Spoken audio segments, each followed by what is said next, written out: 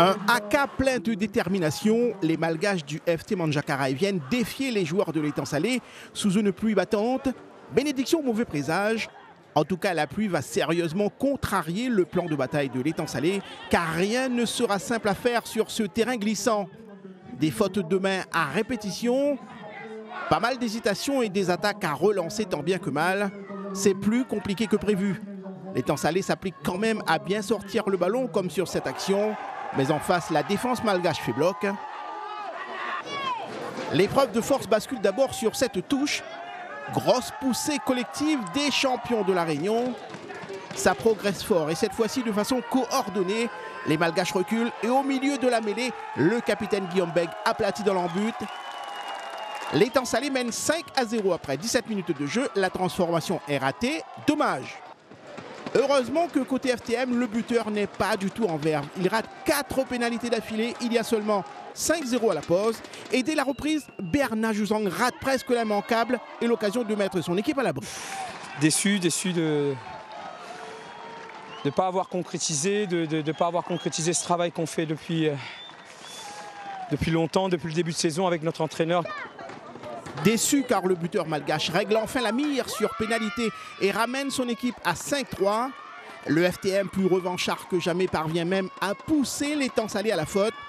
Nouvelle pénalité sifflée sur cette action et une nouvelle pénalité réussie. Le FTM passe devant au score 5-6. Le FTM vient de réussir l'essentiel pour passer en finale. Je remercie toute l'équipe. On a fait un très bon match ici. Malgré notre malmené, on a réussi à remonter au score et garder le score.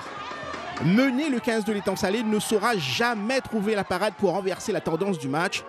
Et même réduit à 14 en fin de match. Le FTM défendra son point d'avance jusqu'au bout. Ça passe en finale pour les Malgaches et grosse désillusion pour le vainqueur en titre. On avait dit qu'on prenait les pénalités au lieu de jouer les avantages parce qu'on savait que, on a vu que Madame l'arbitre, elle faisait pas durer l'avantage, elle sifflait rapidement. C'est notre faute, c'est notre faute. On avait les armes pour gagner, on l'a pas fait. On sait déjà que l'étang salé est très fort sur le paquet d'avant là. Et ils ont suivi tout ce qu'on leur donnait et ça paye enfin. Ouais, mais sur le revanche. Belle revanche. Ouais, belle revanche. C'est dans le jeu qu'on a commis des petites erreurs. On n'a pas été indiscipliné du genre voyou ou faire n'importe quoi. Donc, ouais, à des moments, on s'est un peu trompé. Ouais. On s'est un peu trompé, mais bon, après avec une pelouse comme ça, mouillée, il faut jouer un peu plus serré, un peu plus truc. Donc voilà, il y a du combat, donc des fois tu perds le ballon, quoi. Battu l'an dernier d'un point ici même, le FTM prend sa revanche sur l'étang salé et disputera la finale du top 6 Océan Indien. Le point final dans cette poule A, le FTM termine invaincu et donc leader avec 9 points. L'étang salé est deuxième et les Maoris de Desperados troisième. Direction le stade Alarobia de Tananarive où les militaires du COSFA en rouge attendent de pied ferme le rugby club de Saint-Pierre. C'est l'autre match décisif de cette troisième journée, mais qui va très vite virer au cauchemar pour les jeunes Saint-Pierrois. Car pris à la gauche dès les premières secondes du match par des champions malgaches survoltés. Les vagues rouges du COSFA déferlent à tout va en première mi-temps. Les Saint-Pierrois sont débordés de partout. Ils vont encaisser 7 essais rien qu'en première mi-temps.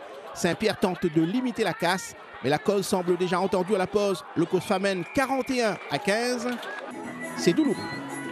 Les deux n'étaient pas dedans, on a dû faire attendre le second souffle pour arriver dedans. Ensuite, notre jeu et notre agressivité en défense, on a beaucoup de plaquage manqué.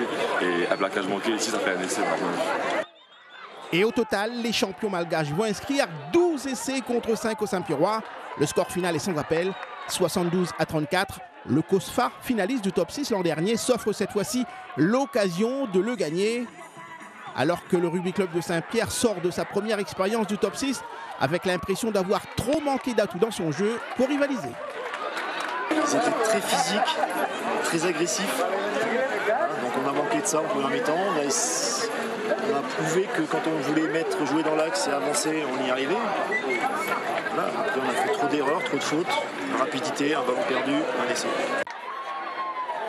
Dans cette poule B, parcours sans faute du COSFA, 2 matchs, 2 victoires et une place de leader incontestée avec 10 points.